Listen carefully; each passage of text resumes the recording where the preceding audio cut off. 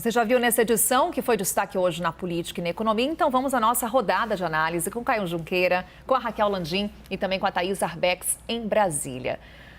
Uma sexta-feira que foi classificada como um dia de respostas. Thaís Arbex, começo com você. Esses pedidos de prisão expedidos pelo ministro Alexandre de Moraes foram uma resposta às declarações do presidente Jair Bolsonaro? Boa noite, Carol. Boa noite, colegas e a todos que nos acompanham. Carol, a gente entende que sim, é o Supremo Tribunal Federal já mostrando que, independentemente das falas do presidente Jair Bolsonaro, independentemente de ele voltar a fazer ameaças, de ele dizer hoje claramente que os protestos, que as manifestações do dia 7 de setembro são um ultimato aos ministros do Supremo Tribunal Federal, as investigações ali seguem. Essa decisão de hoje do ministro Alexandre de Moraes, atendendo a um pedido da Procuradoria-Geral da República, é um claro sinal de que o Supremo não cederá a nenhuma pressão, seja nas investigações de atos antidemocráticos, seja nas investigações das fake news, Carol. Caio Junqueira, em que medida essa decisão de Alexandre de Moraes e as declarações do presidente Jair Bolsonaro impactam na resposta das ruas no 7 de setembro? Carol, boa noite a todos. Elas acabam insuflando como já insuflaram, né? O presidente Jair Bolsonaro ele tem estimulado e tem feito essas declarações, tem criado esse clima no país pré-7 de setembro, né? Algo inédito aí, um 7 de setembro que tem sido observado e apontado pela política como determinante ali para os rumos aí do país depois, né? Na verdade, ele está querendo ali fazer uma demonstração de força, tendo em vista que está acuado pelo setor privado, pelo Congresso, pelo Judiciário, então se apegando ali às pessoas na rua para dar uma demonstração de força. Então, sim, as declarações dele, não só as de hoje, mas as dos últimos dias, têm esse objetivo de insuflar os seus apoiadores e, claro, também a determinação do ministro Alexandre de prender 2 dos organizadores também acaba insuflando, como já insuflou. Se a gente olhar as manifestações dos bolsonaristas, dos organizadores das manifestações nas redes sociais, logo após a prisão, foi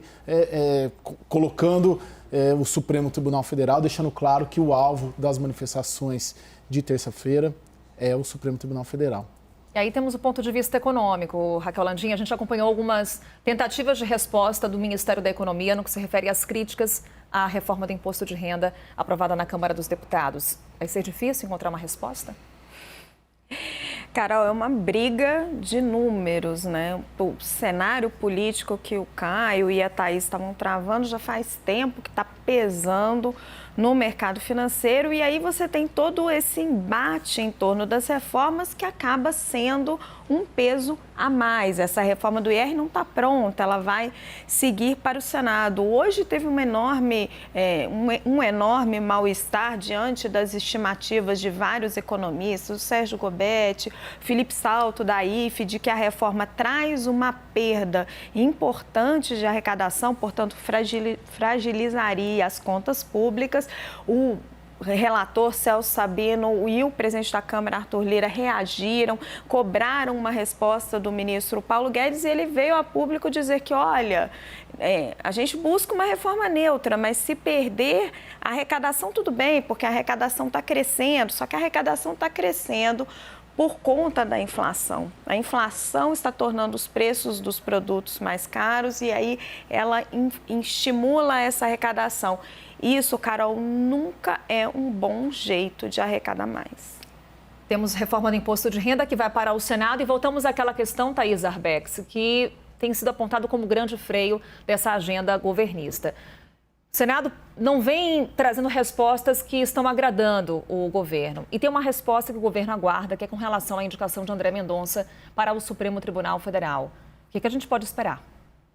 Carol, hoje o cenário ali no Senado para essa possível sabatina de André Mendonça, ele é muito ruim. Não só por conta de tudo que a gente vem tratando aqui em relação à agenda do Planalto, mas, acima de tudo, por o presidente seguir fazendo as ameaças ao Supremo Tribunal Federal. André Mendonça já esteve numa situação melhor ali no Senado. Em algum momento, teve um indicativo de que o presidente da Comissão de Constituição e Justiça, Davi Alcolumbre, poderia marcar a data dessa sabatina e aí, marcando a data da sabatina, havia uma expectativa de que a sua aprovação aconteceria, mas hoje, de novo, a casa enxerga que não há clima, sobretudo por conta desses ataques. A avaliação ali é de que o Senado não pode dar aval a mais um nome para o presidente ali no Supremo Tribunal Federal, a mais uma indicação do presidente ao Supremo Tribunal Federal, uma vez que ele vem atacando a corte quase que diariamente. Carol. Vamos para mais uma resposta econômica, Raquel Landim. A gente acompanhou fala de Roberto Campos Neto, presidente do Banco Central, no que se refere à resposta do governo para a crise hídrica, que estamos agora acompanhando o aumento na conta de luz e o impacto dessa crise hídrica nesse momento se dá sobre a inflação. Vai ficar só nisso? É verdade, Carol, que o impacto agora se dá sobre a inflação, porque foi a forma que o governo resolveu lidar com esse problema. Ele está contratando energia cada vez mais cara e repassando isso para os consumidores, repassando em leves prestações. Mas não dá para dizer que vai ficar só nisso, já não ficou. A agricultura já está sofrendo, você tem o impacto dessa inflação da energia, afeta a indústria, eleva os seus custos. A inflação acumulada tira o poder de compra das famílias e o risco de racionamento, embora ele hoje ainda seja pequeno, ele é real. E um racionamento impacta diretamente no PIB. O que a gente precisa estar se perguntando é a forma com que o governo vem lidando com tudo isso. Será que não era melhor fazer um racionamento mais leve agora, enquanto o nível dos reservatórios ainda não chegou àquele patamar crítico de 10%, quando as usinas começam a gerar lama? Será que fazer isso lá na frente não vai ser pior? É uma questão para a gente avaliar. É questão para a gente avaliar, principalmente porque quando a economia não vai bem, as ruas, a população reage. Vou finalizar com a tua resposta, Caio Junqueira, com base na declaração do presidente Jair Bolsonaro. Trago aspas do presidente. Se alguém quiser jogar fora das 4 linhas, nós mostraremos que podemos fazer também. Usando essa referência do presidente Jair Bolsonaro, quem é o juiz desse jogo? O juiz desse jogo para o presidente Jair Bolsonaro é a população que o apoia, ou parte da população que o apoia, que segundo as pesquisas dá mais ou menos 1/4. Mas a gente sabe que pelas regras da Constituição, que é a que todos jogamos, é o Supremo Tribunal Federal, que está colocado aí como um adversário. O presidente Jair Bolsonaro, ele tem colocado bastante esses insultos, esses ataques, essas ameaças aí, mas a avaliação, até mesmo de interlocutores dele, é que se trata, vamos dizer assim, de bravata política. Não estamos mais em 1964, todas as condições de 64, quando houve um golpe de Estado, não estão presentes em 2021, a começar por apoio externo dos Estados Unidos, a começar por apoio de setores da sociedade, imprensa também, empresariado, sociedade civil. Não há apoio para uma ruptura. O presidente Jair Bolsonaro se cogita uma ruptura institucional, ele não tem apoio sequer das Forças Armadas para tocar algo nesse sentido. Logo,